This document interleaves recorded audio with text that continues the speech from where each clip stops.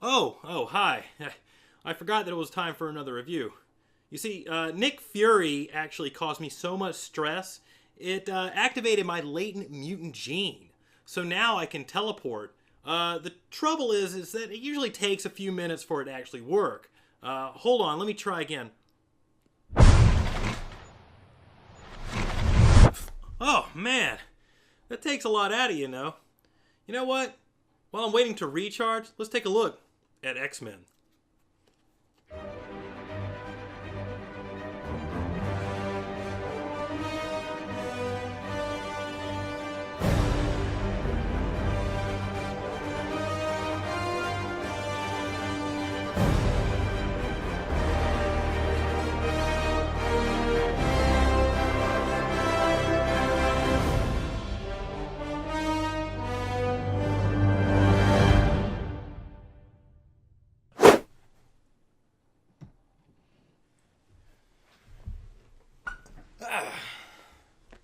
Okay, X-Men. Originally, it began production way back in the 1980s with Orion Pictures, but when the project stalled, Stan Lee took the screenplay to Carlico Pictures. But early on, the rights for the movie returned to Marvel when the company went bankrupt, so they took the film to Columbia Pictures in '92, but they didn't bother purchasing it. It wasn't until 1994 that Fox picked up the rights, all thanks to the amazing cartoon series.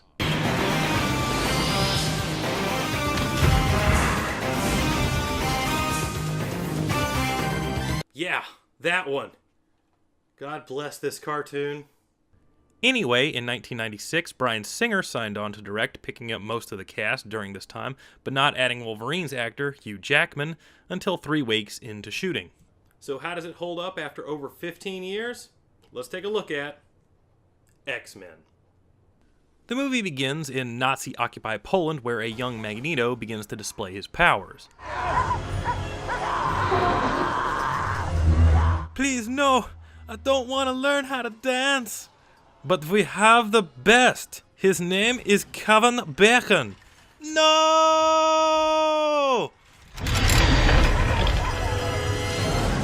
You know, in an alternative universe, this could have been much different.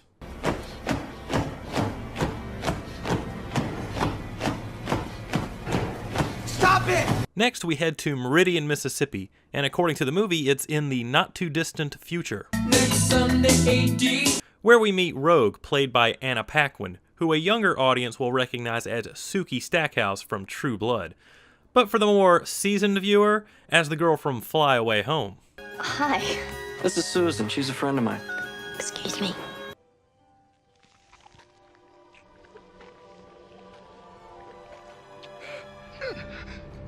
Ooh, hey. Oh, hey, guy, listen, don't let that get you down. It can happen to a lot of guys. I just touched you. After that, we see the main dilemma of all X-Men stories, human beings struggling with their hate and fear of mutants. And above all, we must know what they can do.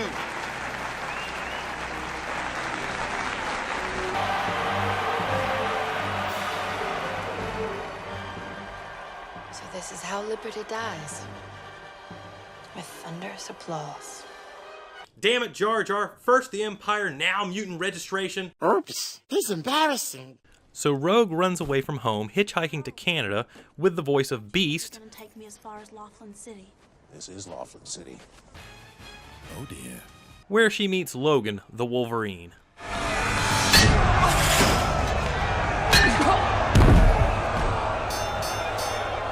Let me tell you something, brother. When you and I meet at WrestleMania, Wolverine, dude, your healing factor ain't gonna save you, brother. It's nothing compared to the power of all the Hulkamaniacs, brother. Now what you gonna do when my 24 pythons run wild on you?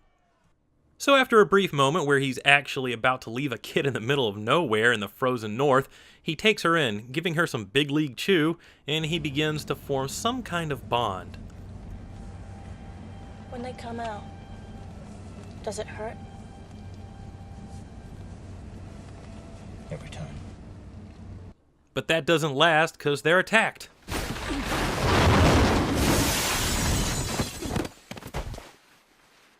You could learn a lot from a dummy, but Buckle your safety belt. Luckily, they're saved by the X-Men and taken back to the X-Mansion, where Wolverine is placed on a X-examination table. He makes his way to Professor X, who introduces him to the others, so permit me to do the same. First, we have Professor X, Charles Xavier, played by Sir Patrick Stewart. But shut up, Wesley. Storm, Aurora Monroe, played by Halle Berry. Never show that again. Cyclops, Scott Summers, played by James Marsden from Saved by the Bell, the new class. Is that too obscure? Okay, how about this? Oh, this is Clark. Oh. Clark, Richard Clark. Richard White. And finally, we have Jean Grey, played by Famke Janssen. Who's that? The next call. And of course, if it isn't obvious enough, Wolverine Logan is played by Hugh Jackman. On high. So Xavier shows him around the mansion, which you might recognize as the Luthor Mansion, Queen Mansion, or even Billy Madison's mansion. You're a fast penguin. Call the zoo. Where he explains who Magneto is, but all I can think about is the mansion. It's got a basketball court, stable, swimming pool, classrooms, boarding rooms, a full garage, and a friggin' airplane hangar. Bruce Wayne didn't have all of that, and he has a job at Wayne Enterprises. I don't know. Maybe it's just me, but I like to picture a young Professor Xavier cheating at card games in Vegas or something. So Senator Kelly is abducted by the Brotherhood of Mutants, and since I did it for all the X-Men, it's time to do it for them as well. Roll call, please! First, we have Magneto, Eric Lehnsherr, played by Sir Ian McKellen. You shall not pass! Mystique, played by Rebecca Romaine Stamos. Running as a pack. Yes, we go left. We go right. Toad, played by Ray Park. And Sabretooth, who, thank God, doesn't talk much, is played by Big Sky, Tyler Mane. That's worth it itself to see these guys come out and they're actually going to wrestle these legends. Magneto then uses a machine that somehow uses his magnetism to generate radiation that triggers the latent X gene in humans to turn them into mutants. My only problem? They never explain the science behind this. How does it work? Why does it work? Who made it? You'd think that a movie where people control the weather or shoot lasers out of their eyes would be my top priority. But no! I'm here bitching about a machine because they never explain how it fucking works. Anyway, we check back in with the X-Men as Jean Grey reads Wolverine's mind. You afraid you might like it? I doubt it.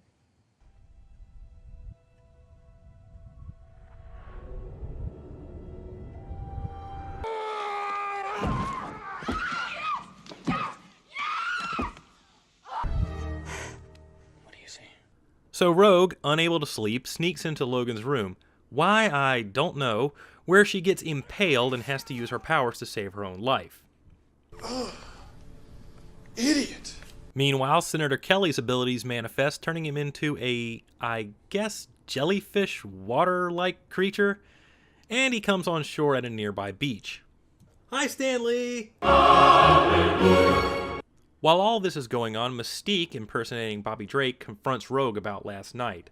And don't think I didn't see that cold breath coming out of fake Iceman. She wouldn't be able to imitate his ice powers. Ha! 0 stars. So Xavier decides to use Cerebro, his mind amplification machine, to locate Rogue. Why don't you just use it to find Magneto? I've been trying, but he seems to have found some way to shield himself from it. How would he know how to do that? Because he helped me build it. If by helped you mean not at all, and Beast built it, then yeah, Magneto helped.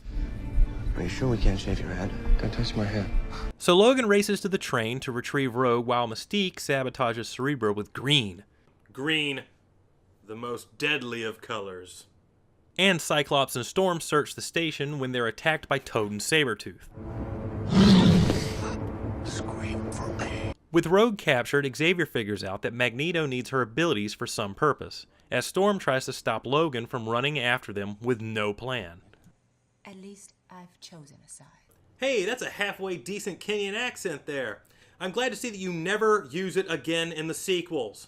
Kelly shows up and Xavier reads his mind, explaining that the machine will transform humans into mutants through Magneto's powers, although it doesn't explain why it needs his powers exactly, other than the fact that the writers needed a plot device, of course. So after Kelly dies, Xavier attempts to use Cerebro again, only to fall into a coma. Damn you, Color Green! Leaving Jean to fix it and locate Magneto at Liberty Island. So Magneto explains his plot to Rogue, which is kinda weird to me because not 2 minutes later, Cyclops does the exact same thing. Then they board the X-Jet and don their costumes to save the day. You actually go outside in these things? What would you prefer? Yellow spandex?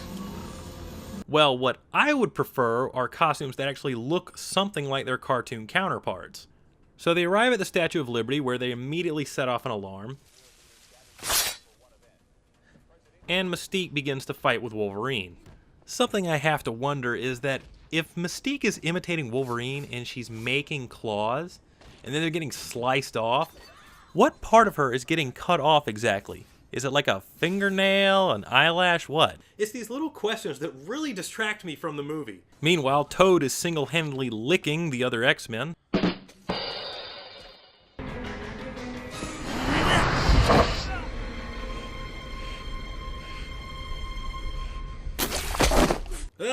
Movie, please. This movie is for kids, okay? This isn't Triple X-Men.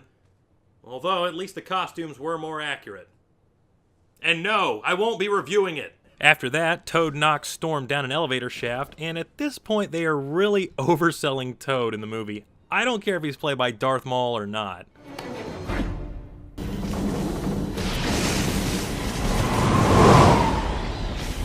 Don't you people ever die? Of course they don't. Haven't you ever read one of these things? This does lead to the best line in the whole movie, though. Do you know what happens to a toad when it's struck by lightning? They get sent back through time? The same thing that happens to everything else.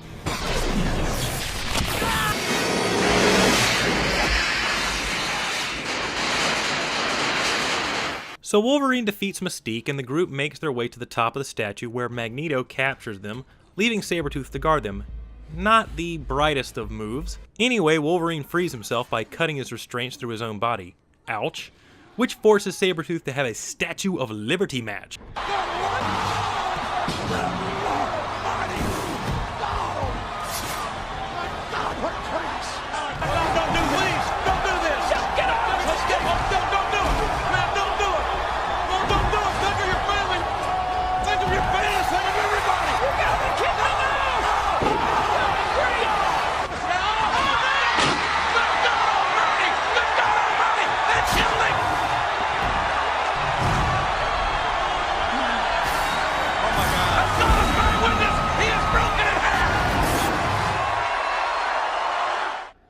So the X-Men rescue Rogue from Magneto and save the UN from turning into jellyfish. Rogue absorbs Wolverine's healing factor, saving her life, and Professor X wakes up.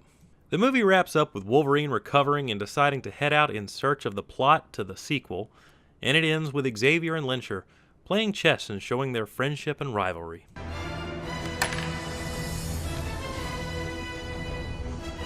So that's Fox's 2000 X-Men. How does it hold up? Well, personally, I still love the movie, but I'd be lying to myself in saying it holds up to the other modern superhero films. Nowadays, these movies have an element of humor and lightheartedness to them. X-Men was trying to make something more serious, and outside of a couple of scenes, it's devoid of humor. Hell, even the latest installment, Logan, had more funny moments, and that movie is fucking depressing. But it does succeed in the movie it was trying to make. And it succeeded at the box office as well, taking over $295 million on a budget of just $75 million. And critics all agreed on its success, giving it mainly positive reviews, and I'm among them. Plus, this movie is one of the reasons we saw a resurrection of the genre, so we owe it that as well. Ah yes, that was great. But there's another movie that's responsible for the reemergence. Till next time.